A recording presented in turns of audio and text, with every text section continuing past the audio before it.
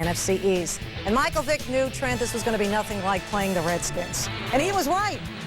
But here, he was solid. He was. Great defensive call by the Giants. Michael Vick up for the challenge, uses his legs to get the touchdown. Fifth rushing touchdown of the year for Vick. Eli Manning, after Derek Hagan, recently signed, gets hit hard, helmet to helmet. Yeah, I don't know how to explain these anymore. Asante Samuel comes in, I thought was a good hit, obviously gets flagged for it. Let's go to the third opening kickoff of the second half. Real scary stuff here. The Eagles' Ellis Hobbs back to return, and he is going to get hit real hard by two Giant players. He'll fumble the ball, but that's not the concern there. Hobbs is down after the play. Yeah, his helmet gets hit right there on the top, compresses his neck. This just makes you sick to your stomach. You never want to see a football player or any athlete laid out on the ground like that. But the good news, the thumbs up as Hobbs was wheeled off. Giants down 16-3 later in the third. Eli Manning, one of his two TD passes. This to Travis Beckham, cuts the Eagles' lead to 16-10. Somehow, someway, the Giants were still around in this game with all their mistakes. Vick, though, speaking of mistakes, stripped from behind by Justin Tuck, recovered by Barry Cofield.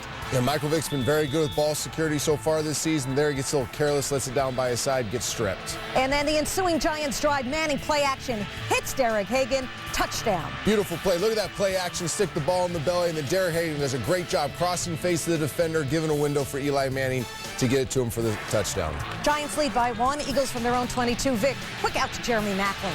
Nice rhythm throw to beat the blitz. Eagles receivers did a nice job run after the catch. A big play here, 4th and 1. Vick juggles the snap, manages to pitch it to LaShawn McCoy. Welcome to the game. And a great play call by the Philadelphia Eagles, take advantage of the blitz, inside blitz the Giants have brought all night long. Get it on the perimeter to LaShawn McCoy. Michael Vick almost fumbles the snap. He bobbles it, has the poise and the presence to not panic and still get the ball on the toss to LaShawn McCoy. Yeah, who saved his best for last in the fourth quarter. Eagles got the two-point conversion, 24-17. They're up. Here come the Giants. But Manning's pass picked off by Samuel.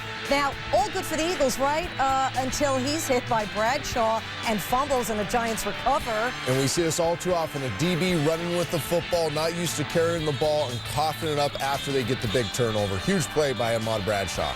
And that kept the Giants alive. And later in the drive, 4th and 6. Here's the game for the Giants.